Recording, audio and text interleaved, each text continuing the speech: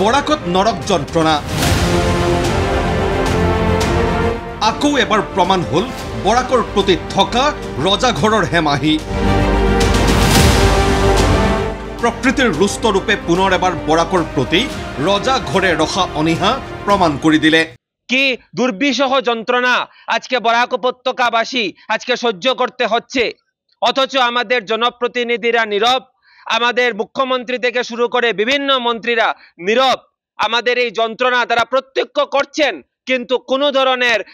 ব্যবস্থা গ্রহণ করছেন না গুৱাহাটীৰ পৰা মেঘালয় হৈ শিলচৰলৈ যাত্ৰা পথ মাত্ৰ ৩৩০ কিলোমিটাৰ সততেই মেঘালয়ৰ সোণাপুৰৰ পৰা কাছৰৰ প্ৰৱেশ পৰ্যন্ত পথৰ দুৰৱস্থাৰ বাবে ঘণ্টাৰ পাছত ঘণ্টা এইদৰে স্তব্ধ হৈ থাকে যাতায়াত যাৰ ফলত 6 ঘণ্টাৰ পথ অতিক্ৰম কৰোঁতে কেতিয়াবা যদি লাগে 12 ঘণ্টা কেতিয়াবা 20 ঘণ্টা কেতিয়াবা 24 ঘণ্টা পৰ্যন্ত ভয়ংকৰ হৈ পৰা পথছোৱাত সৃষ্ট বৃহৎ বৃহৎ গাঁতৰ বাবে দৈনিক সংঘটিত হৈছে দুৰ্ঘটনা বাগৰি পৰিছে মালবাহী ট্ৰাক যাৰ ফলত বিগত এসপ্তাহ ধৰি কাৰ্যত অচল মেঘালয়ৰ মাজেৰে বৰাক গুৱাহাটী সংযোগী পথ ইফালে বিগত 2 দশক ধৰি সম্পূৰ্ণ হৈ নুঠা মহাসড়ক তথা ডিমা হাছাওৰ মাজেৰে যোৱা পথছোৱাইও বাৰিষা লৈছে ভয়ংকৰ ৰূপ ভূমিস্খলনৰ ফলত প্ৰায় যাতায়াত স্তব্ধ হৈ আছে ডিমা হাছাওৰ মাজেৰে বৰাকলৈ যাত্ৰা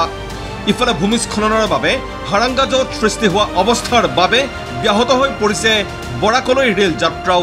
এনে পৰিস্থিতিত বাকী ৰৈছে গৈ কেৱল আকাশমাৰ্গ আৰু এয়া আজিৰ তাৰিখত গুৱাহাটী শিলচৰৰ মাজত চলা বিমান সেৱাৰ প্ৰতিটো টিকটৰ মূল্য দাম উঠিছে গৈ 20,000 টকা পৰ্যন্ত যিবোৰ দেখি জাঙুৰ খাই উঠিছে বৰাকৰ সাধাৰণ ৰাইজ কোথায় উন্নয়ন এটাই কি উন্নয়নের নমুনা আমরা ধিক্কার জানাই এই ধরনের মানসিকতা এবং আমরা দেখতে পাচ্ছি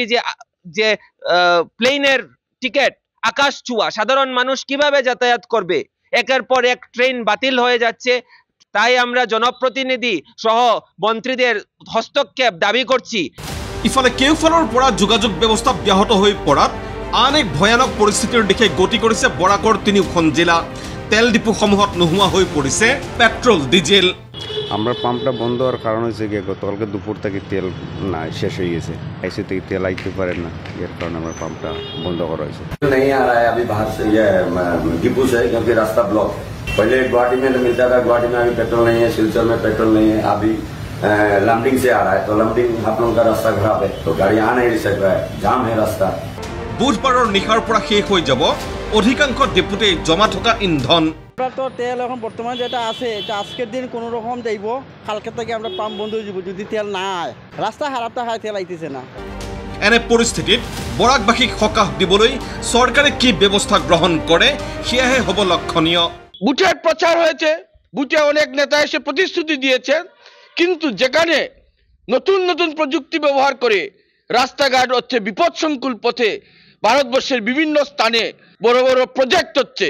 সেখানে এই রাস্তা এবং বিকল্প সড়ক নির্মাণে শিলচর সৌরাষ্ট্র মহাসড়কের কাজও থমকে রয়েছে এই অবস্থায় আমরা মনে করি যে অবিলম্বে এই জটিল পরিস্থিতি থেকে বরাক উপত্যকাবাসীকে এই অঞ্চলবাসীকে মুক্তি দিতে হবে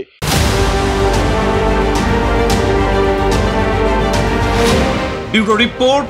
ND24আপুনি চাই আছে ND24 সৰ্বশ্ৰেষ্ঠ নহয় সৰ্বোত্তমৰ দৌৰ